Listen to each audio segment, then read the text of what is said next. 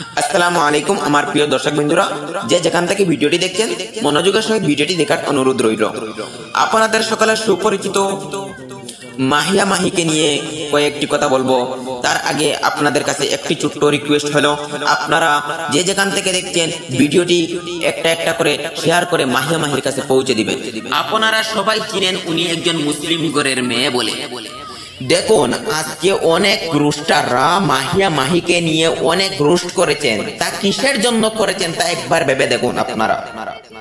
এখন হয়তো আপনারা অনেক চিন্তা ভাবনা করে বুঝতে পারবেন না যে অনেক রুস্টাররা কেন মাহিয়া মাহিকে নিয়ে রুস্ট করে। আমি আপনাদেরকে বুঝিয়ে দিচ্ছি কেন রুস্টাররা মাহিয়া মাহিকে নিয়ে এত গান বাজনা রুস্ট কেন করে।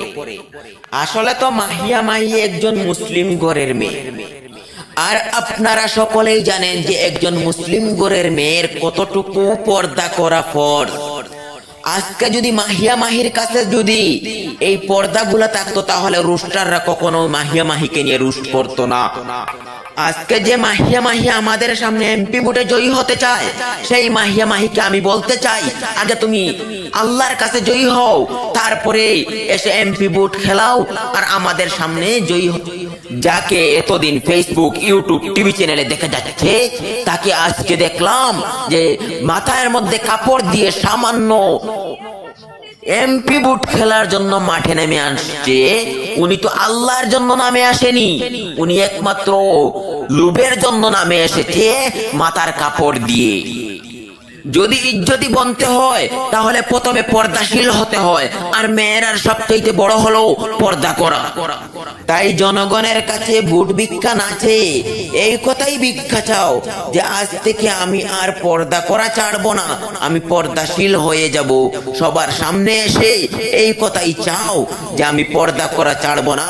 আমি এতদিন অনেক ভুল করেছি, অনেক টিভি চ্যানেলে অনেক গান গেয়েছি, তাই আমি আজ থেকেই ওয়াদা করলাম আমি আর এরকম বেপর্দা কাজ করব না। মাহিয়া মাহি, তুমি কি ভেবেছো যে জনগণ তোমাকে অনেক সাপোর্ট করেছে আর করে যাবে? না, অতদিন তোমাকে কি সাপোর্ট করেছে জানো?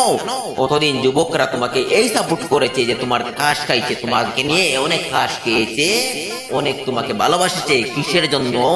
তোমার ড্যান্স, নাচ, বাজনা, গান, শরীর, দেহ, এই সমস্ত জিনিস যখন দেখাইছো সবার কাছে, সেই জিনিস নিয়ে তোমাকে কাশ খেয়েছে। আর মাহিয়া মাহি এই কথাটা হয়তো জেনে গেছো, 2024 সালে যে মেয়ে হিজাব ছাড়া বেপর্দা হয়ে চলবে তাকে 10 বছরের জেল এবং 10 লাখ টাকা জরিমানা করা হবে। তাই আমার সকল বোনদের কাছে একটাই অনুরোধ, যাতে করে আপনারা হিজাব পরিধান করুন এবং পর্দা হিসেবে চলার অনুরোধ রইল। তাই বলে আজকের ভিডিও থেকে বিদায় নিলাম। পরবর্তী ভিডিওতে দেখা হবে ইনশাআল্লাহ। খুদা হাফেজ।